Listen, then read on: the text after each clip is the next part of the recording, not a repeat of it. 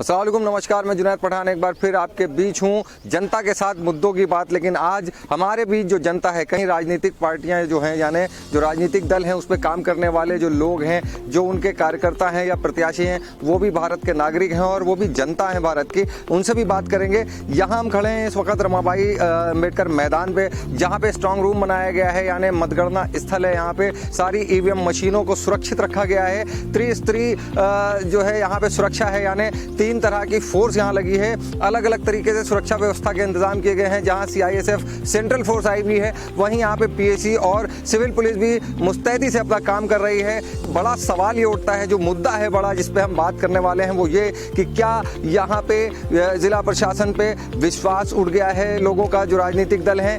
ये सुरक्षा व्यवस्था पे सवाल के साथ साथ कि कहीं चुनाव में कोई फेरबदल ना हो, EVM में किसी तरह की छेड़छाड़ ना हो, जिसके लिए कई राजनीतिक दल जो हैं उनके यहाँ पे कैंप लगे हुए हैं। उन्होंने कैंपिंग कर रखी है कि किसी तरह की कोई चीज़ें 11 मतलब 3-3 शिफ्टें हैं। 3 शिफ्टों में ये लोग रह रहे हैं। दोपहर में शिफ्ट लगती है, शाम को लगती है, उसके बाद एक शिफ्ट लगती है जो सवेरे तक काम करती है। मीन्स ये जो पार्टियां हैं वो यहाँ बैठी हैं, प्रत्याशी बैठे हैं और प्रत्याशी जो हैं उनको शायद ये निर्देश दिया गया है कि आप लोग वहाँ रहें और ये देखें कि किसी तरह की कोई जो है ऐसी घटना ना हो पाए जिससे कि EVM पे छेड़छाड़ की जा सके या उनको बदला जा सके, चेंज किया जा सके। जिसके लिए लोग सुबह शाम यहाँ पे कांग्रेस पार्टी का भी हम लोगों ने अभी देखा है कि यहाँ कैंप लगा है, उसके प्रत्याशी और कार्यकर्ता वहाँ बैठे हैं। वहीं बहुजन समाज पार्टी के लोग भी यहाँ पे मौजूद है कैंप लगाकर। बहुजन समाज के साथ साथ समाजवादी पार्टी के भी यहाँ पे प्रत्याशी हैं, पश्चिम विधानसभा के लोग भी हैं, पूर्वी विधानसभा के लोग हैं, कई और जो विधानसभा हैं, लगभग 9 विधानसभा जो लखनऊ क्षेत्र में आ रही हैं, ग्रामीण को मिलाकर यहाँ पे अंदर जो सुरक्षा व्यवस्था के इंतजाम किए गए, हम उसका एक जायजा आपको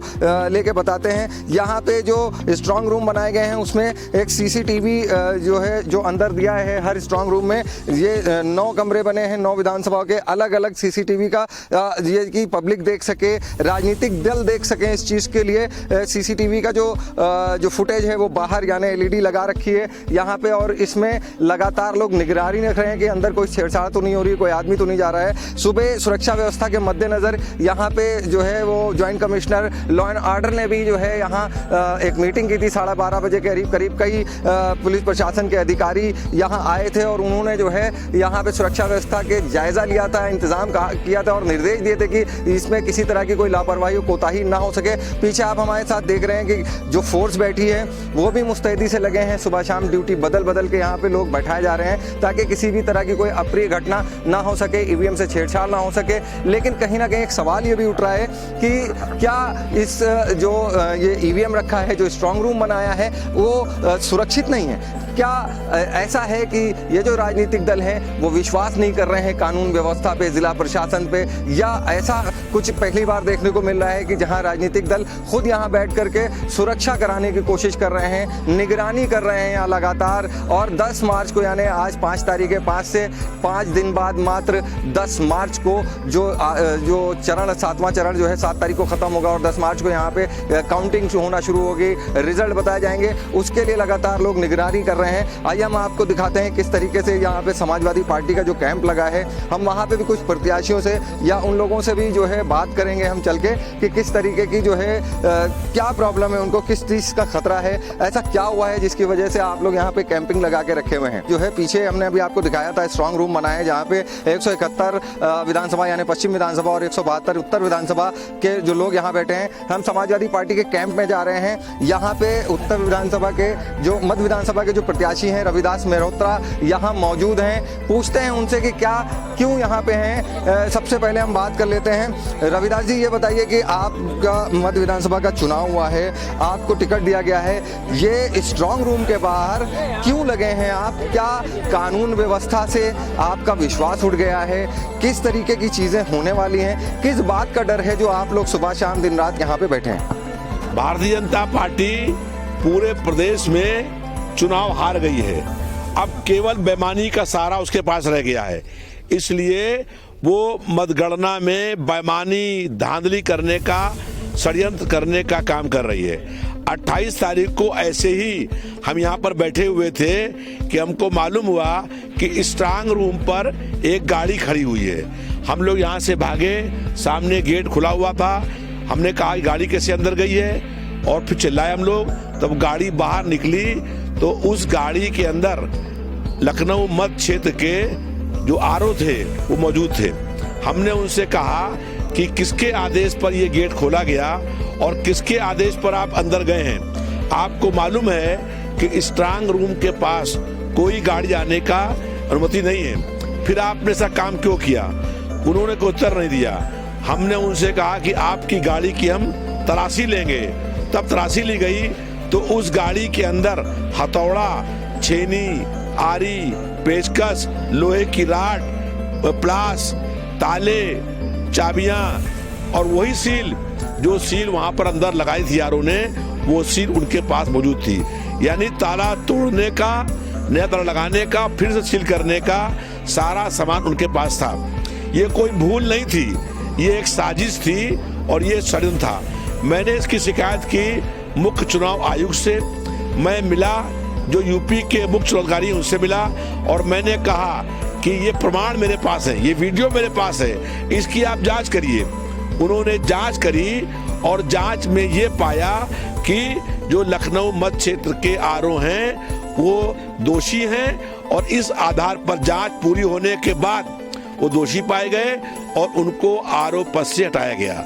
अब नहीं तो अभी क्या लग रहा है कि अभी तो सीसीटीवी कैमरे भी अंदर लगे हुए हैं जिसकी एक मॉनिटरिंग आप बाहर देख सकते हैं। यहाँ गेट के पास भी उन्होंने एक एलईडी लगा रखा है जिसमें 9 के 9 जो विधानसभा क्षेत्र हैं उसके जो स्ट्रांग रूम है उनकी बाकायदा लाइव वो चल रही है वीडियो।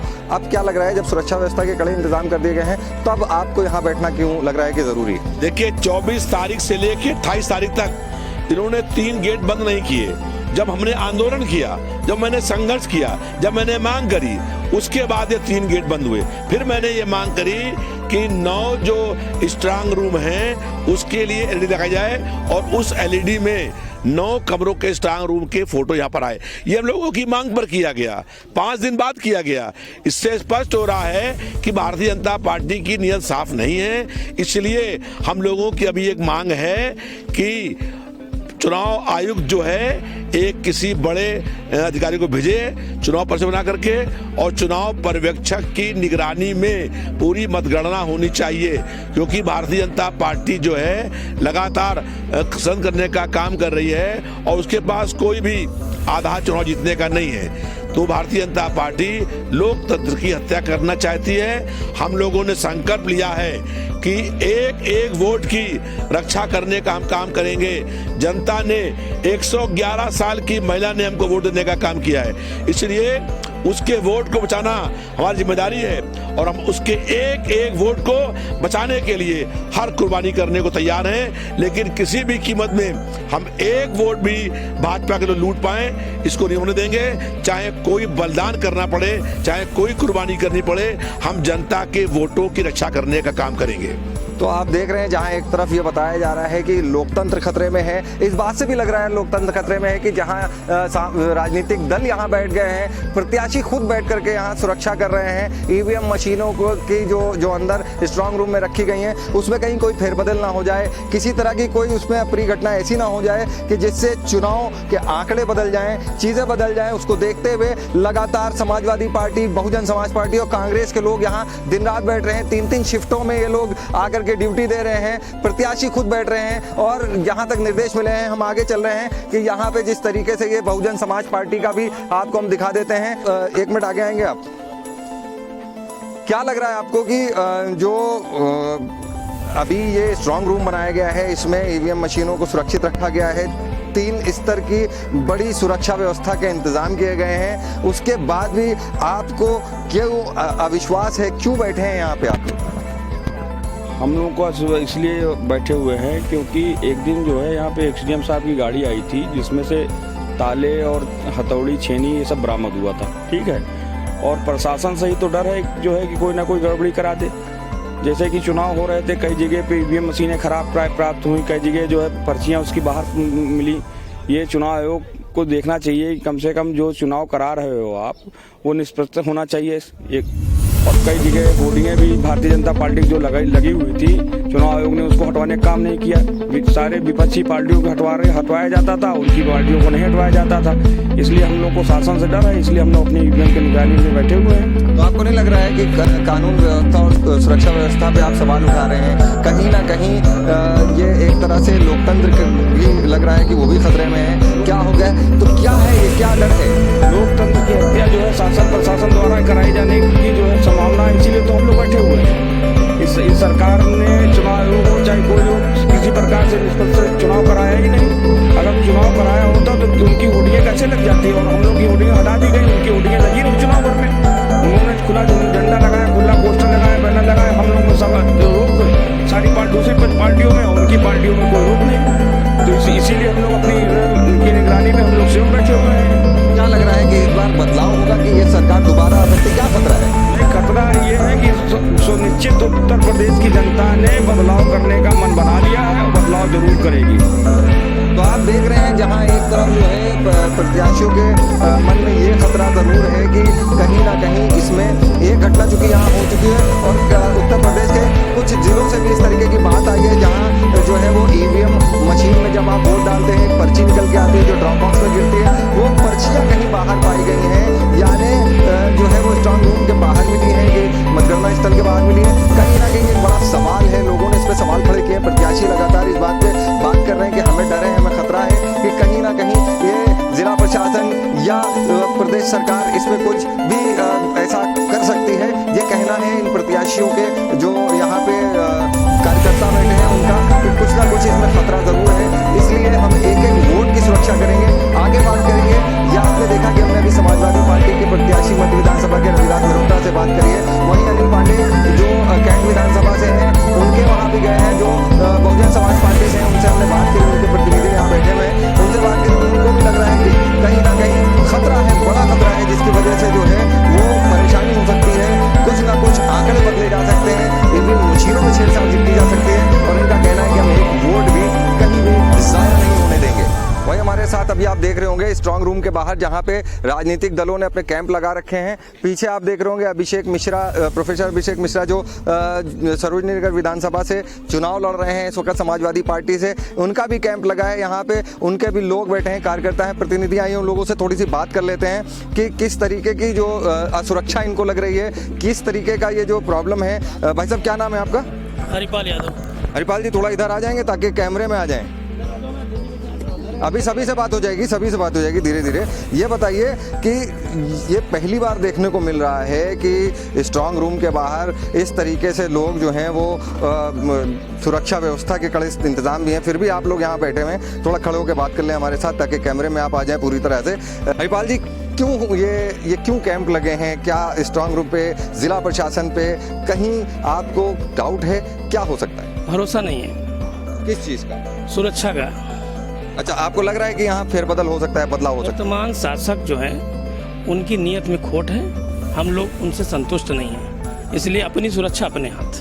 अच्छा, तो ये आप देख रहे हैं कि कहीं ना कहीं जो है वो वर्तमान सरकार पे भी सवाल उठ रहा है कि हम उनसे पूरी तरह संतुष्ट नहीं हैं, सुरक्षा अपनी खुद करने के लिए आए हैं। क्या लग रहा है कि आप यहाँ बाहर बैठ के अंदर की सुरक्षा कर लेंगे? बिल्कुल कर लेंगे, सामने रूम है और सील लगी हुई है, कोई आएगा तो हम लोग की नज़र से होगी जाएगा। 24 घंटा है, पूरा अल्टरनेट यहाँ सब लोग लगे हुए हैं पार्टी के। लेकिन अगर अंदर कोई चला जाता है, आपकी नज़र से भी जाता है, आपको सब बता के जाता है, और फिर अगर कुछ गणित लगा दी जाती है तब क्या करेंगे?